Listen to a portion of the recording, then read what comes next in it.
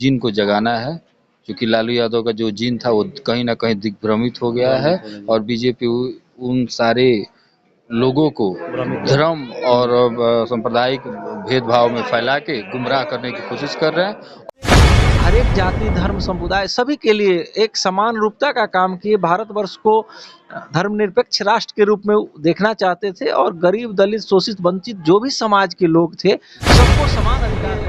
मैं पूरे जिले के राष्ट्रीय जनता दल के जो भी कार्यकर्ता हैं, मेरे मित्र साथी हैं, युवा साथी हैं, जो भी अभिभावक हैं, मैं सबका आभार व्यक्त करता हूँ। हमारे जो माननीय उप मुख्यमंत्री तेजस्वी यादव जी हैं, लालू प्रसाद यादव जी हैं, इन लोग का जनाधार है और हम लोग अच्छी है भारतीय जनता पार्टी, उसका कोई जनाधार नहीं है। और जनाधार जो है, और हम लोगों का जो आया था 600 करोड़ का संपत्ति बरामद हुआ, अभी तो वो क्लियर ही नहीं है, 8,000 करोड़ 600 करोड़ आखिर मिला कितना। भारतीय जनता पार्टी से त्रस्त है और हताशा का परिचय है। जो भारतीय जनता पार्टी के लोग हैं वो हताश होके हमारे नेता को बदनाम करने का और परेशान करने का साजिश रच रहे हैं। एक ऊर्जावान और युवा व्यक्ति को जब मिलेगी जिम्मेवारी तो वो उसी हिसाब से काम करेगा। स्वाभाविक है, हम लोग को भी खुशी है, काफी खुशी है। जीन के पास जाना है और अम्बेडकर के जो नीति और सिद्धांत थे हैं, उस सिद्धांत को एक बार फिर से लालू यादव के जीन के पास पहुंचाना है। और उस जीन बिहार देख रहे हैं। अभी गोपालगंज के राजद के जिला अध्यक्ष पूर्व एमएलसी प्रत्याशी दिलीप सिंह के घर पे हैं। बता दें कि यहाँ पे 48 घंटा का अखंड अष्टजाम रखा गया था और अष्टजाम का पूर्णाहुति के बाद से हम बात करेंगे दिलीप सिंह से कि क्या किस उद्देश्य के साथ अष्टजाम चल रहा था और भी तमाम ऐसी बातें हैं, मैं आपसे बात करूंगा। सबसे पहले की स्वागत है हमारे चैनल में। बहुत बहुत धन्यवाद आपका। सर, 48 घंटे का जो आपके यहाँ अष्टजाम था, किस उद्देश्य से जिला अध्यक्ष बने हैं, इस उद्देश्य या और कुछ और? देखिए, पूजा का क्या उद्देश्य होता है, जिलाध्यक्ष हमको मिले हुए अभी आपको महीना दिन भी नहीं हुआ, लेकिन इसका जो तिथि निर्धारण था वो आपको तो पता है कि शादी विवाह हो या फिर आपका अष्टजाम हो, कोई पूजा हो, पहले कम से कम 2-3 महीना पहले से प्लानिंग रहता है। सर, कुछ मनोकामना होता है, हर कार्य के पीछे एक मनोकामना होती है। आ गया जी, हर कार्य के पीछे एक मनोकामना होती है कि हमारी मनोकामना अगर ये पूरी हो जाती है तो हम ये अष्टजाम वगैरह या कुछ योग वगैरह कराएंगे। आपके कौन सी ऐसे मतलब कुछ मनोकामना ऐसे था? नहीं, आपके जानकारी के लिए बता दें, ऐसी कोई मनोकामना का बात नहीं था। बहुत पहले से हमारे यहाँ अष्टजाम होते रहा है। विगत कोरोना काल में हम लोग बहुत दिनों तक हमारे घर पे कोई कार्यक्रम नहीं हुआ था। साथ ही साथ जो हमारे परिवार में कोई भी शादी विवाह भी नहीं था, क्योंकि भाई लोग का शादी भी हो गया था। तो एक होता है, एक तरह से पूजा पाठ है, कोई फंक्शन है, एक मीट टुगेदर भी हो जाता है, बहुत सारे लोगों से मिलना जुलना भी हो जाता है। साथ ही साथ यह जो अष्टजाम है, इसे एक मतलब मन का जो भावना होता है, आपको बता दें, अब मनोकामना के लिए बोलिएगा तो हमारा हर प्रत्येक साल देवघर में शिविर लगता है। तो वो क्या, उसका क्या मनोकामना है, हम लोग हमारे परिवार में कोई कहीं भक्ति में पूरी हाँ परिवार वो डूबा हाँ हुआ है। हमारे घर में आपको बता दें, पहले समझ लीजिए, हमारे परिवार में, मेरे परिवार का कोई ऐसा बच्चा, छोटा बच्चा भी जो है ना, वो सुबह उठता है तो पहले स्नान करता है, वो चाहे ठंडे का मौसम हो, गर्मी का हो, उठता है तो पहले स्नान करता है। पूजा घर मेरे यहाँ बना हुआ है।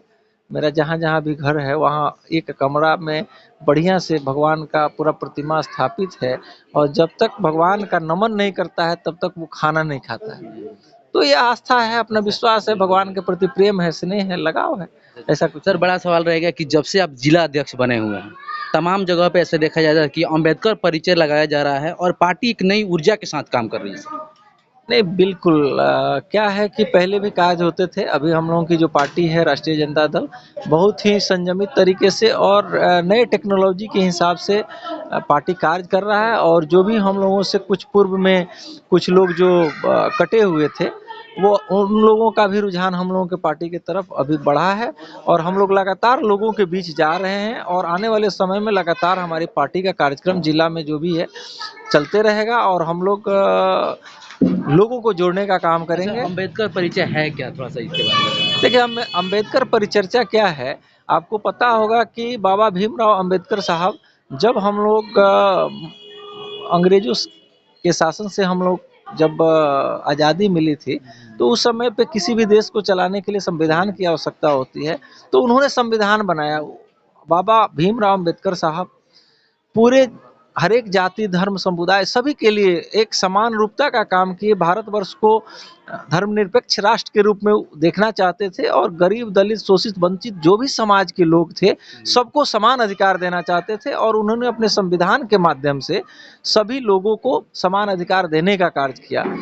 कुछ जो संविधान में नियम का प्रावधान था, उसके बावजूद जो समाज के दलित, शोषित, वंचित वर्गों को नहीं लाभ मिल रहा था, उसको हम लोगों के आदरणीय लालू प्रसाद यादव जी ने उसको लागू करने का काम किया और उसको लोगों को जागरूक करने का काम किया और संविधान के माध्यम से उन लोगों को सुदृढ़ करने का काम किया, आगे बढ़ाने का काम किया। यही परिचर्चा हम लोग उनके जीवनी को हम लोग लोगों तक पहुंचाना चाह रहे हैं और लोगों को बताना चाह रहे हैं। आज देखिए भारतीय जनता पार्टी जो है संविधान के साथ छेड़छाड़ कर रही है और संविधान के पन्नों को फाड़ा जा रहा है और संविधान के साथ छेड़छाड़ किया जा रहा है, संविधान को बदलने का साजिश किया जा रहा है। इसी के संदर्भ में हम लोग लोगों को जागरूक कर रहे हैं कि अगर आप लोग जागरूक नहीं होइएगा तो आने वाले समय में बाबा भीमराव अम्बेडकर के दिए हुए संविधान को भी ये भारतीय जनता पार्टी के लोग बदलने का काम करेंगे।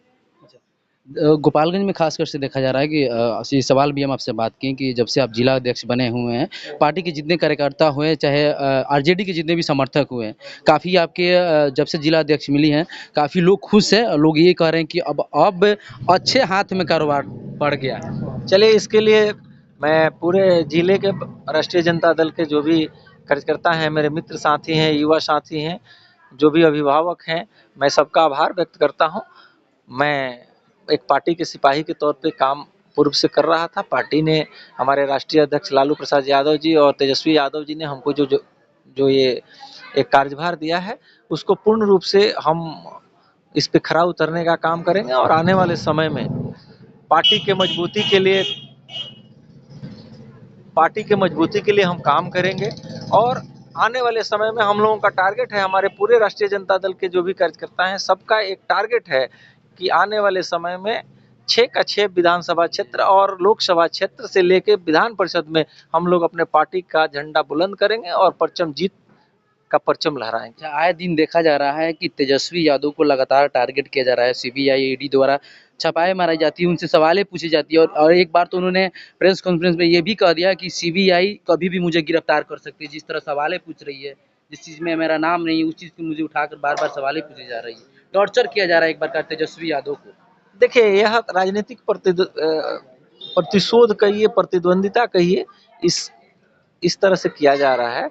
अभी आपको पता होगा कि जो तेजस्वी यादव जी का, हमारे जो माननीय उप मुख्यमंत्री तेजस्वी यादव जी हैं, लालू प्रसाद यादव जी हैं, इन लोग का जनाधार है और हम लोग का जो विपक्षी है भारतीय जनता पार्टी, उसका कोई जनाधार नहीं है और जनाधार जो है और हम लोगों का जो सीट बढ़ रहा है, इससे हतोत्साही होके भाजपा इस तरह का कदम उठा रही है और हमारे नेता को परेशान करने का काम कर रही है। आप देखे होइएगा कुछ दिन पहले सीबीआई, इसका ईडी का एक जब छापा पड़ा था तो उसमें आया था 8,000 करोड़ का संपत्ति बरामद हुआ। अभी थोड़ा दिन पहले आप न्यूज के माध्यम से देखे होंगे कि आया था 600 करोड़ का संपत्ति बरामद हुआ। अभी तो वो क्लियर ही नहीं है 8,000 करोड़ 600 करोड़ आखिर मिला कितना। तेजस्वी यादव इस चीज़ के लिए ब्यौरा भी मांगे थे कि अगर हमसे चीज़ प्राप्त हुई है तो उस चीज़ का दिखलाइए, नोटिस दिखलाइए कि हम कहाँ कहाँ हमारा संपत्ति प्राप्त हुआ है। एक तरह से कहा जाए कि अगर बिहार में बीजेपी की सरकार नहीं है तो कहीं ना कहीं तेजस्वी यादव को, महागठबंधन को टारगेट किया जा रहा है, क्योंकि 2024-25 लगातार चुनाव आ रहा है। इसको देखते हुए देखिए, यह तो सही है कि जो लोग हैं भारतीय जनता पार्टी से त्रस्त हैं और हताशा का परिचय है। जो भारतीय जनता पार्टी के लोग हैं वो हताश होके हमारे नेता को बदनाम करने का और परेशान करने का साजिश रच रहे हैं कि किसी तरह से लोगों के बीच में गलत मैसेज जाए कि हमारे नेता गलत हैं। लेकिन आप खुद देखिए ना, हम जनता से कहना चाहते हैं कि जब एक बार आप वही जो जांच एजेंसी है, एक बार कहता है कि 8,000 करोड़ का संपत्ति बरामद हुआ, एक बार कहता है 600 करोड़ का हुआ, अब सोचिए तो 7400 करोड़ गया कहाँ। कल जांच में कहेगा कि 5 करोड़ का बरामद हुआ। ऐसा कुछ नहीं है। यह सब पूरे तरीके से एक केंद्र सरकार का ये तोता है, उनके इशारे पे काम कर रहा है और कोई भी एग्जैक्ट डाटा इन लोग के पास नहीं है। और ये लोग हताश हैं कि 2024 में हम लोग केंद्र से भी बेदखल होंगे। और देखिए, आप समझ लीजिए, एक तरह से ये लोग जनादेश का भी अपमान करते हैं। जनता चुनता किसी और को है, ये लोग अपना सरकार खरीद फरोख्त करके और अपना ईडी सीडी सीबीआई जो भी जांच एजेंसी है उसका प्रयोग करके ये लोग करता है। आप देखिए, अभी मध्य प्रदेश में जो सरकार चल रहा है उसमें स्पष्ट बहुमत मिला था कांग्रेस को। इन लोग क्या किए आप देख लीजिए, कर्नाटक में क्या हुआ। लेकिन अब की बार तो कर्नाटक की जनता ने जवाब दिया ना। इसी तरह से आप गोवा का देख लीजिए स्थिति। माननीय हमारे देश के प्रधानमंत्री हैं मोदी जी, उन्होंने ये बोला था कि जब भी आप वोट देने जाइएगा तो बजरंगबली का नाम लेकर, हनुमान जी का नाम लेकर दीजिएगा। क्योंकि लोगों ने वहाँ तेजस्वी यादव से पूछा गया, तेजस्वी यादव बोल रहे हैं कि हनुमान जी गुस्सा है, नाराज है, इसलिए कर्नाटक में इनकी हार हुई है। देखिए, धर्म पे कोई टिप्पणी नहीं होना चाहिए पहले। नहीं, ये लगातार देखा जा रहा है कि जब भी कोई चुनाव आती है तो बीजेपी धर्म का आखिर सहारा क्यों लेती है सर? देखिए, हम लोग सरकार इसलिए नहीं चुनते हैं कि वो हिंदू मुस्लिम बैकवर्ड फॉरवर्ड, आखिर सर करता कौन है सर? हिंदुस्तान पाकिस्तान करे। आप देख नहीं रहे हैं कि जब चुनाव आता है तो हिंदू मुस्लिम मंदिर मस्जिद का मुद्दा कौन उठाता है? भारतीय जनता पार्टी के लोग उठाते हैं। हम लोगों की जो पार्टी है राष्ट्रीय जनता दल, सभी जाति धर्म समुदाय को साथ लेकर चलती है और विकास में विश्वास रखती है। और हम लोग काम करने वाले लोग हैं, जुमलेबाजी हम लोग नहीं करते हैं। और आने वाले समय में इस देश को बनाने में सभी जाति धर्म समुदाय के लोगों का योगदान रहा है। तो मैं इस चीज से सहमत नहीं हूँ। सभी लोग हिंदू जाति के हों, मुस्लिम जाति के हों, सिख हों, ईसाई हों, सभी लोग अपने अपने धर्म को मानते हैं और अपना जो भी चीज होता है वो करते हैं, अपना पूजा पाठ करते नया हैं। संसद भवन का उद्घाटन है, तमाम जो विपक्ष की पार्टी है उन्होंने इस चीज़ को स्वीकार कर कि हमको उस उद्घाटन समारोह में नहीं जाना है, बायकॉट कर रहे हैं। देखिए, ये शीर्ष नेतृत्व का फैसला है, इसमें हम कोई टिप्पणी नहीं करेंगे। चलिए सर, धन्यवाद सर। हमारे साथ आरजेडी के पूर्व छात्र नेता दिवाकर यादव जी हैं, इनसे बात करेंगे। थोड़ा सा कैमरा में थोड़ा सा आ गए।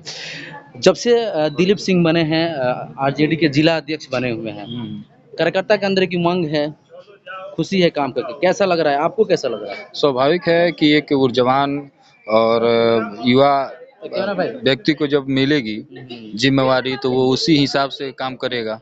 स्वाभाविक है, हम लोग को भी खुशी है, काफी खुशी है। 2024-25 में गोपालगंज का जो दिशा दशा है, क्या चेंज होने वाला है अगर दिलीप सिंह की अध्यक्षता में कहा जाए? जरूर, निसंदेह, उसमें कोई संकोच ही नहीं है।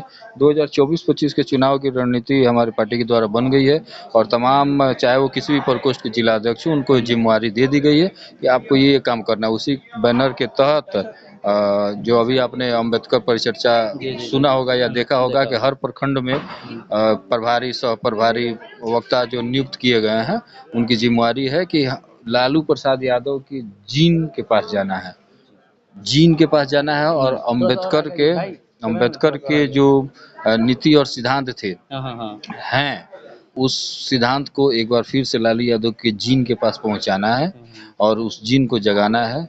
क्योंकि लालू यादव का जो जीन था वो कहीं ना कहीं दिग्भ्रमित हो गया है और बीजेपी उन सारे लोगों को धर्म और सांप्रदायिक भेदभाव में फैला के गुमराह करने की कोशिश कर रहे हैं और कहीं ना कहीं उनको फिर से एक बार पिछले परिवेश में बीजेपी ले जाना चाहती है। ये लालू यादव और राष्ट्रीय जनता दल की ये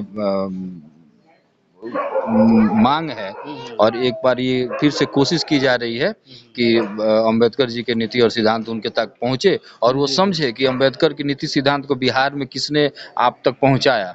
और आप कहीं मतलब अंबेडकर परिचय से ये साबित किया जा रहा है कि जो दलित जो हैं, जो अपने हक से अनजान हैं, जिनको वंचित किया जा रहा है, उस चीज को हक से अनजान नहीं है, उनको ये अच्छी तरीके से पता है कि अंबेडकर जी उनके लिए क्या है। और अंबेडकर जी के नीति सिद्धांतों को बिहार में लालू प्रसाद यादव जी ने जो लागू किया, जो नए परिवेश हैं, जिनको धर्म के नाम पे जिन बच्चों को गुमराह किया जा रहा है, धर्म के नाम पे जिन बच्चों को सांप्रदायिक दंगे में झोंका जा रहा है, उनको एक बार फिर से लालू यादव ने बचाने की मुहिम छेड़ी है, तेजस्वी यादव ने बचाने की मुहिम छेड़ी है और उनको ये एहसास दिलाया जा रहा है कि तुम अपने अस्तित्व को पहचानो, तुमको धर्म के नाम पे उलझा के तुम्हारे भविष्य को बर्बाद किया जा रहा है, तुम्हारे आने वाली पीढ़ी को बर्बाद किया जा रहा है, जिस पीढ़ी को बचाने में लालू यादव आजीवन अपना जीवन लगा दिए, राष्ट्रीय जनता दल जीवन लगा दी, सामाजिक विचारधारा के जो लोग हैं जिन्होंने अपने जान को न्यौछावर कर दिया, आज इस बुढ़ापे में